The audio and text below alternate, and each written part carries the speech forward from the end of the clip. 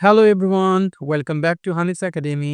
আজকে আমরা শিখব আইএলটিএস এর ১০ টি কমন মিস্টেক কিভাবে সেগুলো ঠিক করলে আপনার ব্যান্ড স্কোর ১ থেকে ২ ব্যান্ড স্কোর বেড়ে যেতে পারে। সো বেসিক্যালি আমাদের অনেকগুলো মিস্টেক হয়। এই মিস্টেকগুলোর মধ্যে কিছু মিস্টেক আছে যেগুলো আমরা এভয়েড করতে পারি। কিন্তু আমরা এগুলোর দিকে কেয়ারফুল হই না এবং ট্যাক্টফুল হই না বিধায় আমাদের ব্যান্ড স্কোর অনেক কমে যায়। তো সেই ক্ষেত্রে আমরা কি করতে পারি? আ কোন দিকগুলো খেয়াল রাখলে স্টুডেন্টরা মার্ক আসলে ব্যান্ড স্কোরটা বেড়ে যায়। সো বেসিক্যালি অনেক স্টুডেন্টরা যেটা করে সেটা not understanding the questions properly, task response problem হয়ে থাকে। আপনাকে কোয়েশ্চেন করা হলো একটা, আপনি কোয়েশ্চেনের অ্যান্সার দিছেন আরেকটা। সো এই ক্ষেত্রে আপনি ব্যান্ড স্কোর ভালো পাবেন না। ঠিক আছে? ফর এক্সাম্পল আপনাকে writing advantages when they ask for the problem, আপনি অ্যাডভান্টেজেসটাকে এভাবে লিখলেন যে আসলে ওটা অ্যাডভান্টেজ আর রইল না। ঠিক আছে? আপনি মিক্স করে ফেললেন। সো আপনাকে ফোকাস করতে বলছে একদিকে, আপনি ফোকাসটা করলেন আরেকদিকে। সো প্রশ্ন ভালো করে না করে লিখে ফেলা, এতে বড় মার্ক কেটে যেতে পারে। একটা বড় ব্যান্ড স্কোর নেমে যেতে পারে। পুওর টাইম ম্যানেজমেন্ট হতে পারে আপনার টাইম ম্যানেজমেন্ট খুব একটা ভালো না। আপনি একটা কোয়েশ্চেন লিখতে অনেক সময় আম নিয়ে ফেলেন। আ সো ফর এক্সাম্পল আপনি স্পেন্ডিং 40 মিনিটস অন টাস্ক 1 এ করে ফেলছেন এবং ৪০ মিনিট যাওয়ার পরে আপনি দেখলেন যে টাস্ক 2 এর জন্য আমার হাতে সময় নাই। সো বেসিক্যালি আপনার টাস্ক 1 এ 20 মিনিট দেয়া আছে এবং টাস্ক 2 তে আপনি 40 মিনিটস স্পেন্ড করবেন। টাস্ক 1 এ 20 মিনিটসের বেশি ব্যয় করা কোনই যুক্তি নাই। সো সেই ক্ষেত্রে আপনি টাস্ক 1 এর জন্য এক্সাক্ট 20 মিনিট রাখেন এবং টাস্ক 2 এর জন্য আপনি 40 মিনিটস রাখেন। আমি বলব চেষ্টা করবেন টাস্ক 1 টা যত দ্রুত শেষ করা যায় এফিশিয়েন্টলি। রাশ করে আবার ভুল করবেন না। যত এফিশিয়েন্টলি শেষ করা যায় টাস্ক 2 তে সময়টা বেশি দেন। ঠিক আছে? ওকে। ব্যান্ড স্কোর কম পাওয়ার আরো একটা বড় বিষয় হচ্ছে using informal words. For example saying, gonna, wanna, hafta এগুলো যদি আপনি ব্যবহার করেন তাহলেও প্রবলেম আছে। সো আপনাকে ইনফর্মাল ওয়ার্ডগুলো এভয়েড করতে হবে। আপনাকে ফরমাল ওয়ার্ডগুলো ব্যবহার করতে হবে। যেই ওয়ার্ডগুলো ফরমালি আসে সাধারণত আপনি বই খাতা কলমে আজকালকে ChatGPT কেও যদি বলেন যে আমার এই ওয়ার্ডগুলোর ফরমাল ওয়ার্ড কি হবে আমাকে দাও। সেক্ষেত্রে আপনি সেলফ স্টাডি করতে পারেন। এটা হচ্ছে বড় একটা বিষয়। সো যেটা অনেকেই খেয়াল করে না। যার কারণে তাদের ব্যান্ড স্কোরটা অনেক ভালো করার পরেও, তাদের এক্সাম অনেক ভালো হওয়ার পরেও যখন রেজাল্ট আসে আউটকামটা অত ভালো আসে না। আ আরেকটা প্রবলেম হয় স্পিকিং এর ক্ষেত্রে দেখা যায় যে আপনি রিপিটিং ওয়ার্ড, আপনি বারবার ওয়ার্ডকে রিপিট করতেছেন। একই ওয়ার্ড বারবার বলতেছেন very big, very big, very big. আপনি এটার পরিবর্তে আপনি বলেন হিউজ, নিউমেরাস, ম্যাসিভ। সো আপনাকে চেঞ্জ করতে হবে। আপনি সিনোনিম করতে হবে। আপনি যদি সিনোনিম না করেন, আপনি যদি বারে একই ওয়ার্ড বলেন সেক্ষেত্রেও ভালো মার্ক আপনি পাবেন না। অম তারপরে হচ্ছে আপনার ইনকারেক্ট গ্রামার। সো আপনার স্ট্রাকচার যদি ভালো না হয়, আপনি এক্সপ্রেশন এর সময় দেখা গেছে যেটা আপনি পাস্ট ফর্ম এ বলতে চাচ্ছেন, প্রেজেন্ট ফর্ম এ বলে ফেললেন, প্রেজেন্টকে পাস্ট ফর্ম এ বলে ফেললেন। ঠিক আছে? স্পেশালি টেন্স এবং আর্টিকেল এর দিকে যদি খেয়াল না করেন, পাংচুয়েশন এর দিকে বড় একটা ফ্যাক্টর। আমরা পাংচুয়েশন ইউজ অনেকে জানি না। সো পাংচুয়েশন ইউজ গুলো যদি না করেন, সেক্ষেত্রেও আপনার মার্কটা অনেক অংশেই কমে যেতে পারে।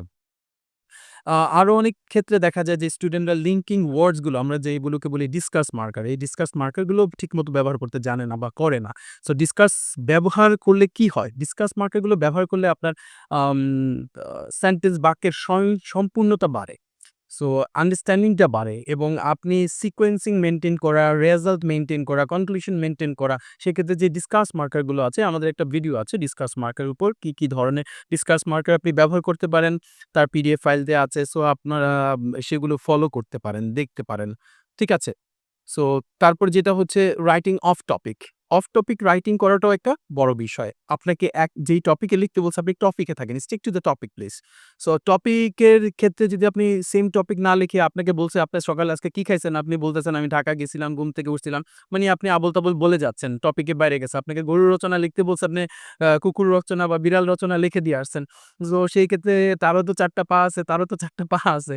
তো একই জিনিস থাকলেই যে হবে এরকম না। অনেকে স্ট্রাকচার ব্যবহার করেন। স্ট্রাকচারটা বা টেমপ্লেট ব্যবহার করেন। সেক্ষেত্রে টেমপ্লেটের ভয়াবহতাও আছে। আপনি টেমপ্লেট ব্যবহার করলে টেমপ্লেটকে ম্যানিপুলেট শিখতে হবে। কিভাবে একটা টেমপ্লেট ম্যানিপুলেট করা যায়। আপনি যদি ম্যানিপুলেট না করে হুবহু টেমপ্লেট লেখেন, তাহলেও আপনি ভালো মার্ক পেতে পারেন না। টেমপ্লেট ইউজ করা যে বোকামি বা টেমপ্লেট ইউজ করা যে বুদ্ধিমানের কাজ না, সেটা না। আপনাকে ট্রিকি ওয়েতেই ব্যবহার করতে হবে। যাতে টেমপ্লেট আর টেমপ্লেট বুঝা না যায়। ঠিক আছে? সে ফর এক্সাম্পল আপনি কোন টেমপ্লেট ইউজ করছেন আপনি ব্যাড ইফেক্ট এর ক্ষেত্রে। সেক্ষেত্রে ডিফরেস্টেশন আর ট্রাফিক জ্যাম ২ টাতেই তো একটা ব্যাড সাবজেক্ট আছে অনেকগুলো ক্ষেত্রে। সো সেক্ষেত্রে কমন জিনিসগুলো ২ টার ক্ষেত্রে অনেক কিছু কমন আছে যেটা লেখা যায়। কিন্তু যখন আপনি ট্রাফিক জ্যাম নিয়ে কথা বলবেন তাহলে অবশ্যই ট্রাফিক জ্যাম রিলেটেড অনেক অনেকগুলো সেন্টেন্স থাকতে হবে, অনেকগুলো বাক্য থাকতে হবে।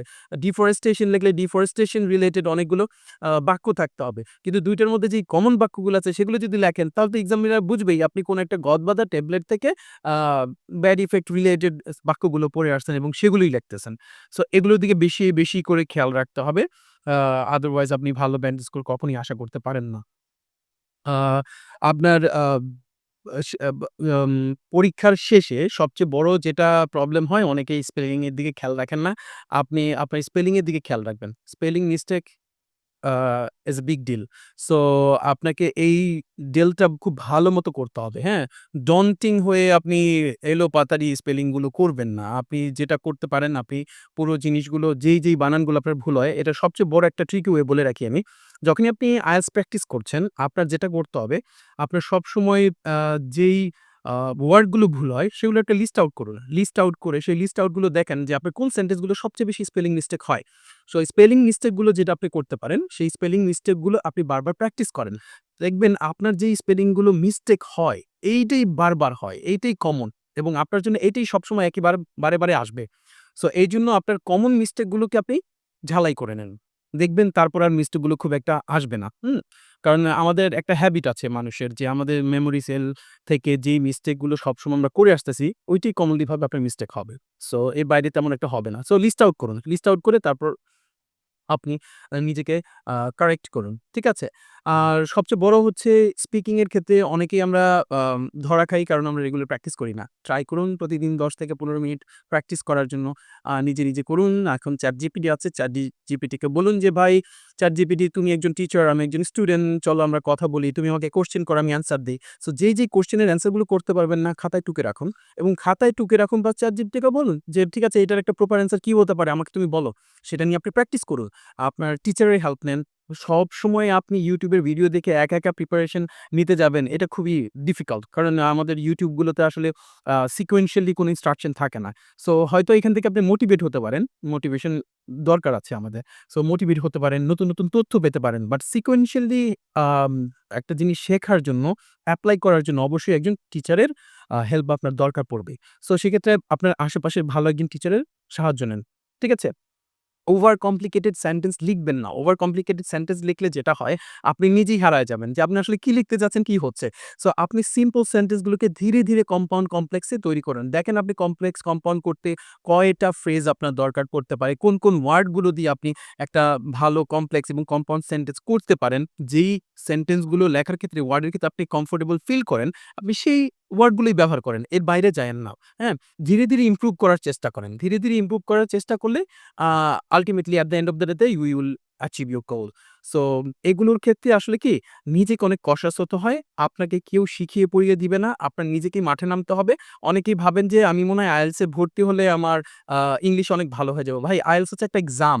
আপনি নিজেকে আগে প্রিপেয়ার করবেন। বেসিক ইংলিশ থেকে প্রিপেয়ার করবেন। প্রিপেয়ার করে IELTS এর জন্য তারপর পরীক্ষার জন্য আপনি রেডি হবেন। সো এটা হচ্ছে ফাইনাল স্টেজ। সো আপনাকে আগে বেসিকটা কভার করতে হবে। অনেকে বেসিক না কভার করে IELTS এ ভর্তি হয়ে যান। এটা হচ্ছে বোকামি। আপনার বেসিকটাকে ঠিক করুন। ঠিক আছে? সো আজকে আমরা কি শিখলাম? আ আপনার পুরো টপিকটাতে আমরা যে জিনিসগুলো কভার করলাম, এগুলো যদি আপনি একটু ফলো আপ করেন, আশা করি আপনার এক্সাম অবশ্যই ভালো হবে। আর এরকম ছোট টিপস নিয়ে ফিউচারে আলাপ করব। সো আজকে এই পর্যন্তই থাক। আ অনেকগুলো টপিক নিয়ে আলাপ হয়ে গেছে। আমি চাচ্ছি না ভিডিওটা লম্বা হোক। নেক্সট টাইম আবার ঠিক ১০ থেকে ১৫ মিনিটের মতো কোনো একটা সেশনে আমরা কোনো একটা টপিক নিয়ে আলাপ করব। ইনশাআল্লাহ দেখা হবে। আসসালামু আলাইকুম। See you next time.